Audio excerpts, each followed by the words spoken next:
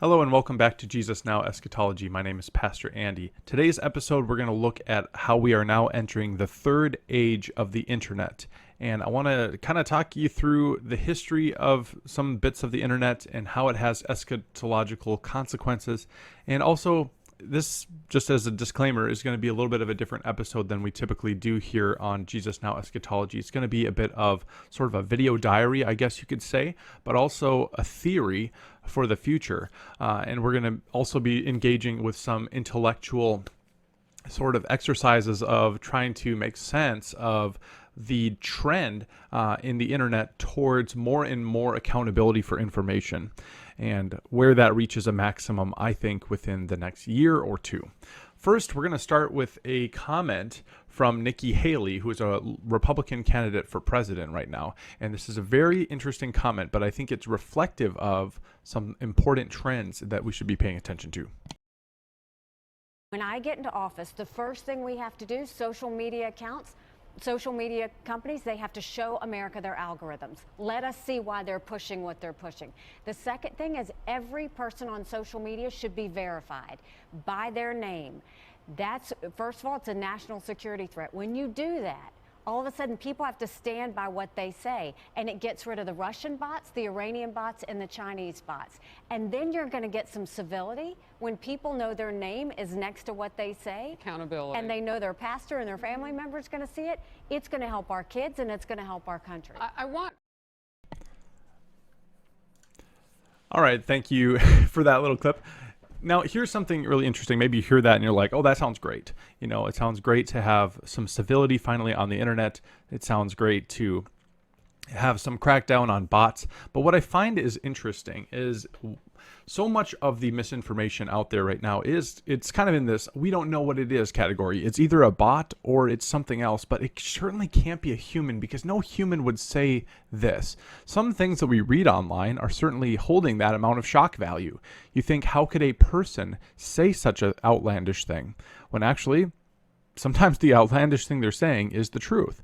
And so there's been a lot of this sort of tussle, especially right now, with misinformation and fighting back against bots and other bad stuff on the internet, right? But in the midst of that, there's been really a lot of loss as well. I think about Candace Owens, who lost her platform completely during 2020 for posting what Mark Zuckerberg says may be debatable or even true things. Zuckerberg is coming out and admitting that he unfairly censored people throughout the period of COVID. Take a listen. You just take some of the stuff around COVID earlier on in the pandemic, where there were, real health implications, but there hadn't been time to fully vet a bunch of the scientific assumptions, and unfortunately, I think a lot of the kind of establishment on that, kind of waffled on a bunch of facts and asked for a bunch of things to be censored that in retrospect ended up being, more debatable or true. And that stuff is really tough, right? And really undermines trust in that. And more debatable or true, people that were censored on Facebook during the times of COVID, myself being one of them repeatedly. It was actually the worst experience I've ever had with Facebook since I opened my account back in 2007. I had never seen them more dedicated to information that was false while trying to claim that people that were sharing different information were lying. And so we see, I guess, in this current time, a lot of sort of struggle over censorship and misinformation, and how do you fight back against bots, right? And Nikki Haley's approach to that is pretty straightforward. Every single person should be verified, and they should have to stand next to what they say online. That's how I know we have entered the third age of the internet, which is the age of consequence. There's now great consequence for everything that you find online and how you interact online and how you use the tools that are available to you. But in this episode, to understand the real weight of this new age of the internet, we have to walk back to revisit the previous two ages as well. The first age, I would say, started in 1998 with the founding of Google. Not only now was there internet which could connect computers together, there was a centralized authority that could organize the information on the internet into a cohesive sort of system that could go and look for certain data in all the corners of the web and bring it together. Google was founded in 1998. So I believe the first age of the internet was that. And it was the age of convenience. The internet became very convenient because it connected computers around the world and you could find the information that you needed. I remember going to the library with my family, even as a kid in 1998 and 1999, and the librarian telling me about this new thing called Google. And you don't have to, search encyclopedias all the time anymore. You can actually just click your question here in the search bar and click enter, and it will take you to some information. And it was really a new thing, a very convenient thing compared to sitting down in the library and opening book after book or searching, the library database. You could get a search query into Google and things would go so fast. And so from 1998 onward, we existed simultaneously with this technology that could organize a vast amount of information. And yet, at the end of the day, it was a tool. It was a tool that humans used to achieve the outcome of gathering information and organizing that information. I would say that the second era of the internet started when we started seeing social media really take rise. Social media, and specifically Facebook, started in 2004. Now, it didn't really get a full rise until I would say maybe 2006, 2007, even into 2008. About 10 years after, when we had Google, we had Facebook. Now, there was precursors, MySpace, whatever, to that, but social media really was a shift from just the internet should be a convenient tool to the internet now influences you slightly. And so I would say the second age of the internet is the age of influence. It's when we saw creators and content creators become influencers on the platform and try to appeal to you and tell you what you should buy and how you should act and things that you should think about. And as people got connected, we started doing more than just having convenience. We started doing more than just sharing information and gathering that information. We started to rank and prioritize information. And the algorithms came into play with Facebook to organize your news feed and organize everything you see online to be more relevant to you. And so not only was there access to great amount of information, now that information was very much pointed at a person. So it was relevant to that person and it was capable of influencing them. In this sort of mid-2000s, in the second age of the internet, we saw a huge increase in the amount of total ad spend on internet-based services. So people, if they wanted to influence a lot of people, they would do a TV ad or a magazine ad or a Sunday newspaper ad back in 1998. But by 2008, 2009, and even into the early 2010s, we saw a shift of, if you want to influence a lot of people, you better get a Facebook ad. You better be on Google somewhere with your ad. And so we saw a shift, but I would say that the shift became, this technology is now accepted that it will influence us to some degree.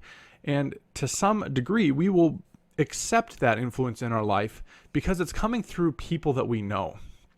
It's coming from people that we can put a face and a name to. And because we can put a face and a name to them, they have some element of humanity that we're interfacing with. Even though it's a web, even though it's a digital relationship, there's some humanity there that we're connecting with. And so we receive that influence from YouTube and Facebook and so on and so forth because it's from humans, right? And that's where we shift into the third age of the internet. In 2015, OpenAI was founded. And really around the sort of 2015's era into 2016, and even really right now into 2023, when OpenAI is really becoming of age, we saw another shift. And that shift was that not every single thing online was made by a human. In fact, so much of the internet is shifting towards being created by artificial intelligence. And the artificial intelligence has scoured the web and has looked in all of those places, and it's itself capable of forming some unique ideas, generating those based on other things it's seen elsewhere on the internet, right?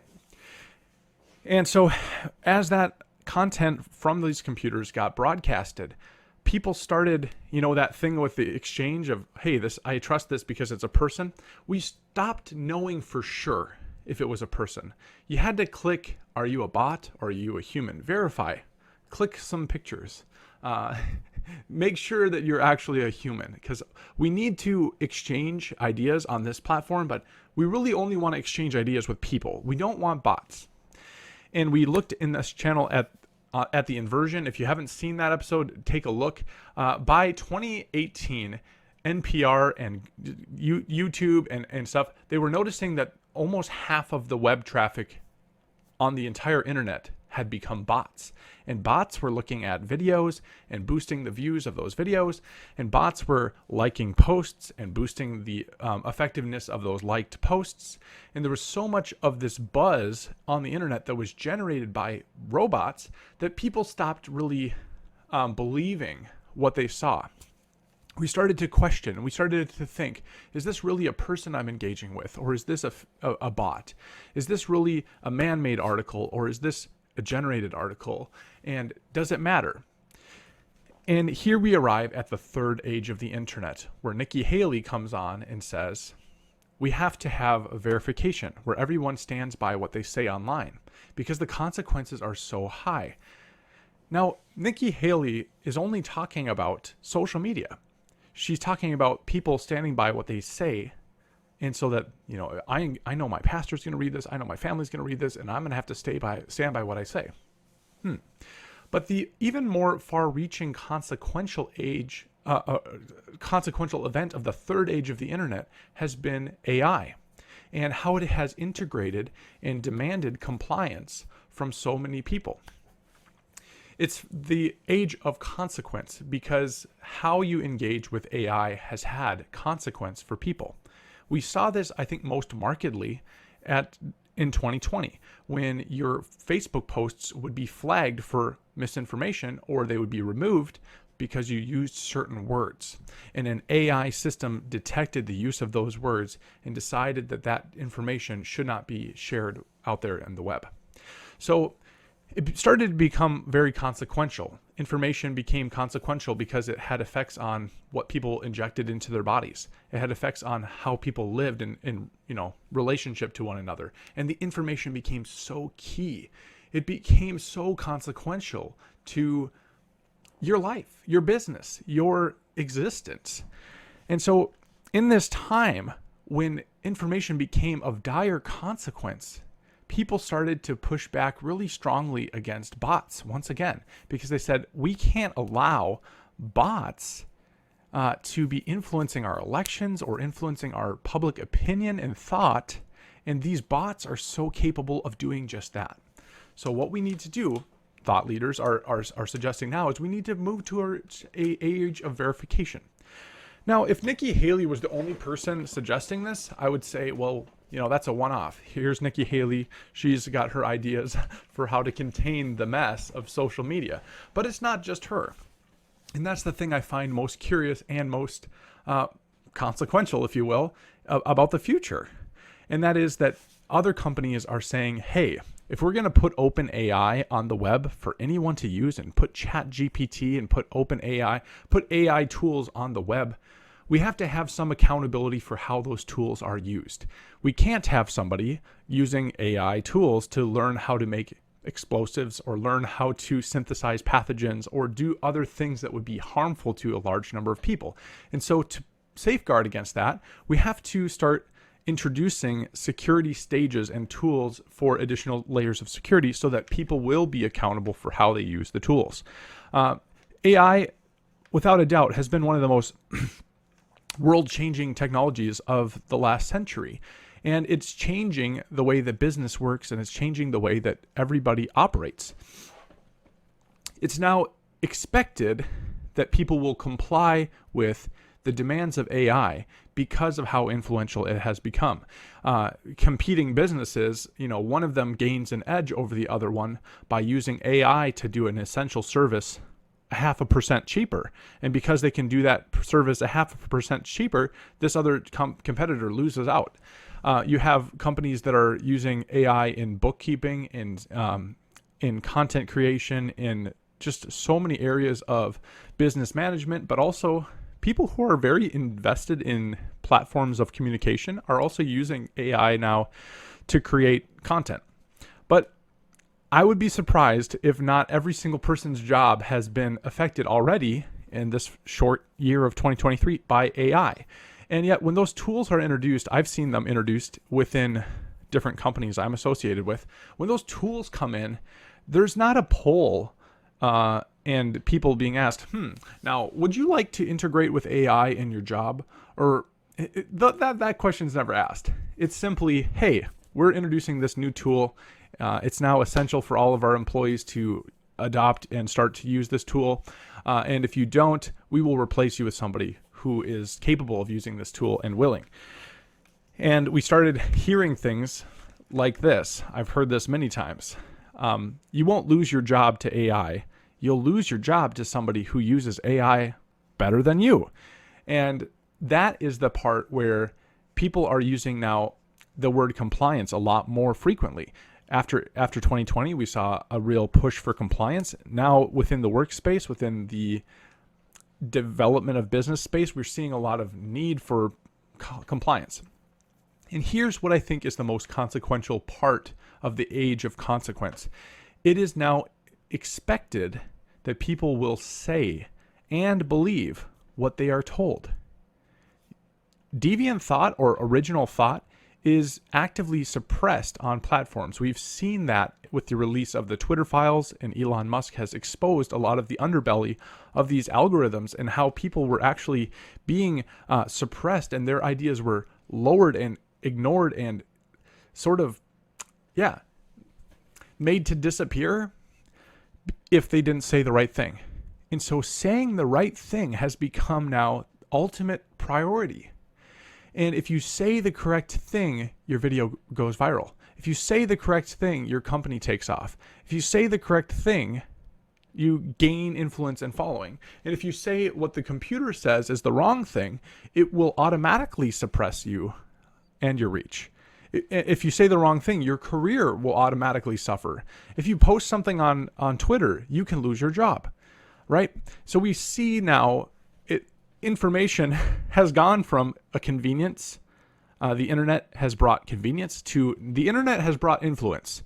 It's not positive or negative per se, but it's influencing us.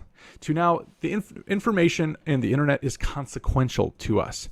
It is driving behaviors. It is influencing business and thought and life, and even health and public. I mean, a lot of things. And so people are worried about this a little bit. People are starting to notice this definitely. And even just Time News interviewed Sam Altman from OpenAI just this past week. And I mean, he's pretty candid about his personal fear of AI systems in the interview. And he's managed to push through this fear, but he does have some level of existential fear that what do you do when you create a super intelligence that is now managing behaviors and influencing human behaviors? It's almost like we've created a thing that is above us. And that's, I guess, where we lead now to the theory. I've given you sort of my recap of here's the last 25 years of the internet for you, right?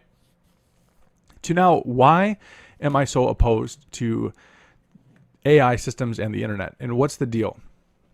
Well, I guess when I look at Revelation 13 and I read what it says there, I see some really interesting parallels between what we see in the internet and I guess these three ages of the internet being similar to the three beasts of Revelation.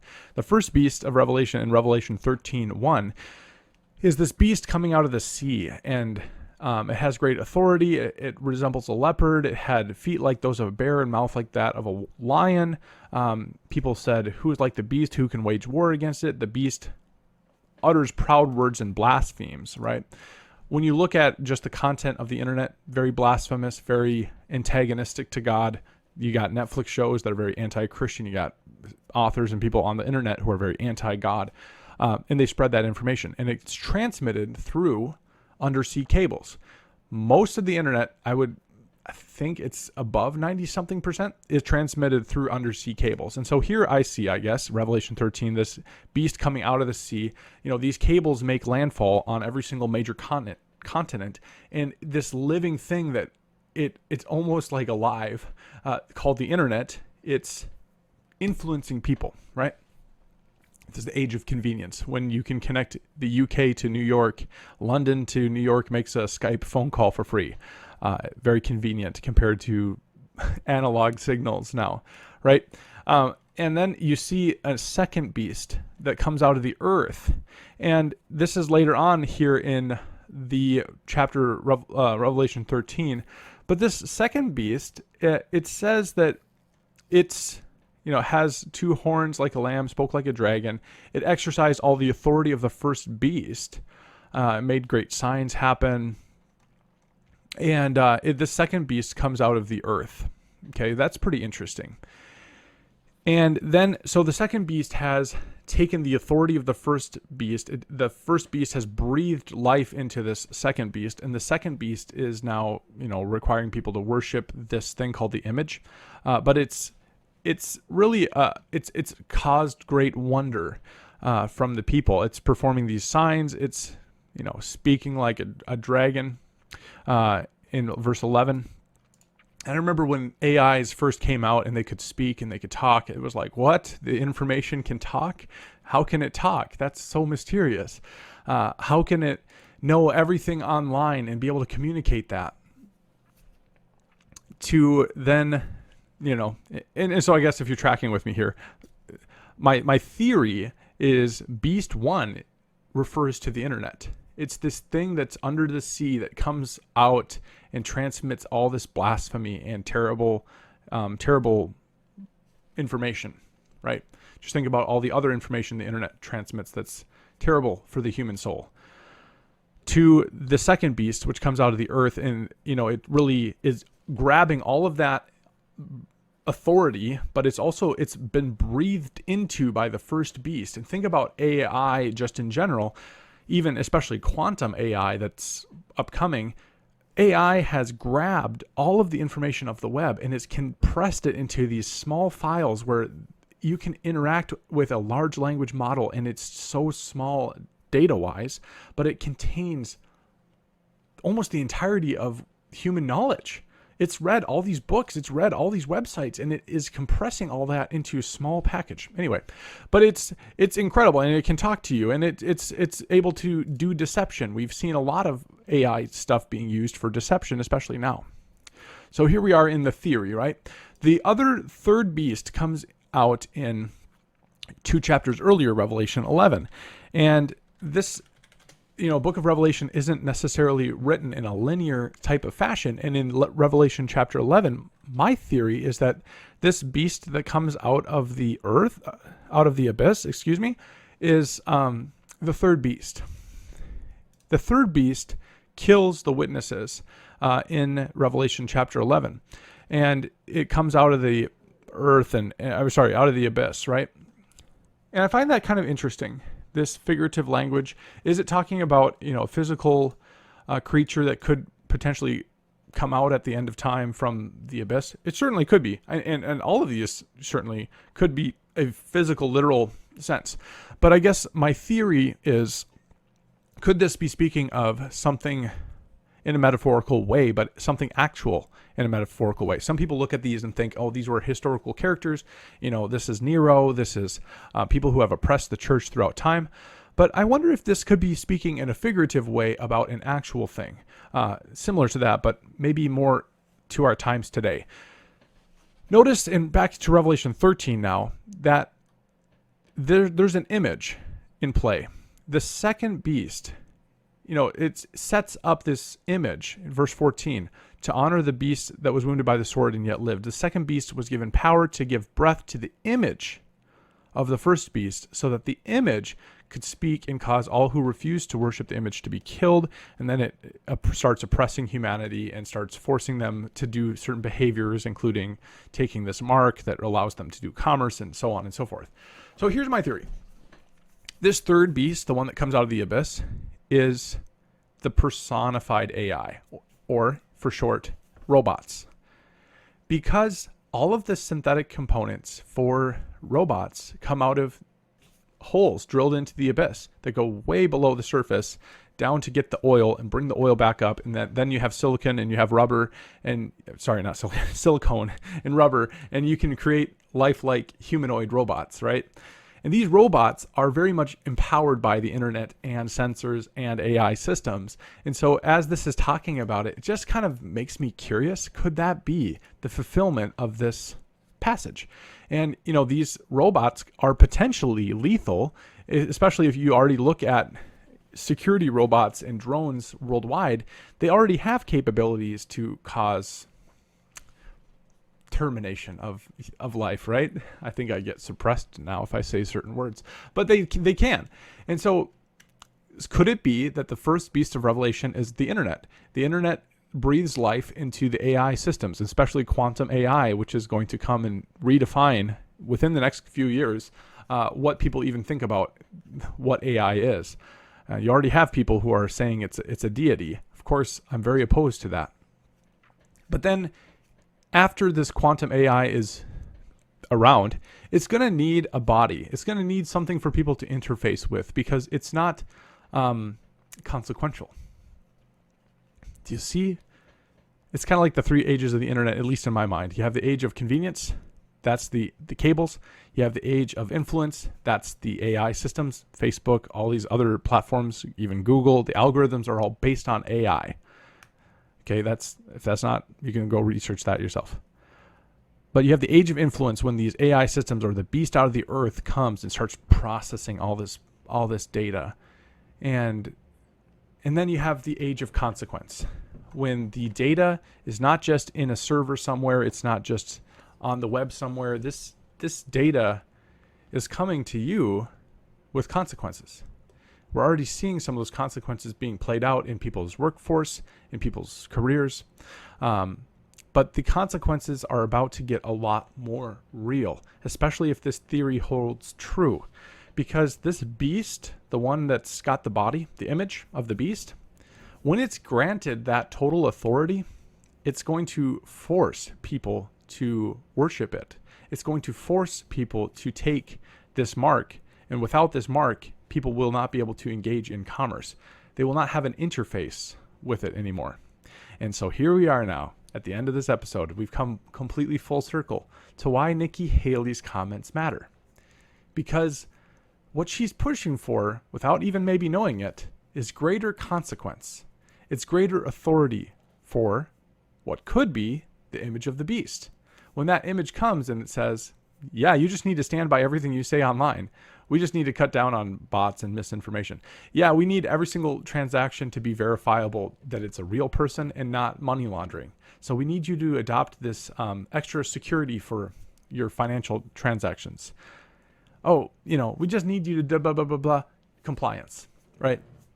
Consequence. That's why it matters. And that's why I wanted to take this opportunity to tell you about this theory and to do a little bit of mental exercise with you. If you've hung in here for almost 28 minutes, my guess is you're probably pretty serious already about the world we're heading to and how to engage with it and what to do next, right?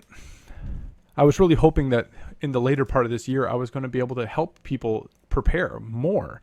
But what the Bible actually teaches is that people's outcomes in the end of time are fixed. Some are going to go off to captivity. That's going to be what happens to them. Some are going to be killed by the sword. That's going to be what happens to them. And in some sense, what happens to us has already been determined. And maybe that sounds scary. For me, it's actually kind of comforting. God knows what's going to happen to each one of us.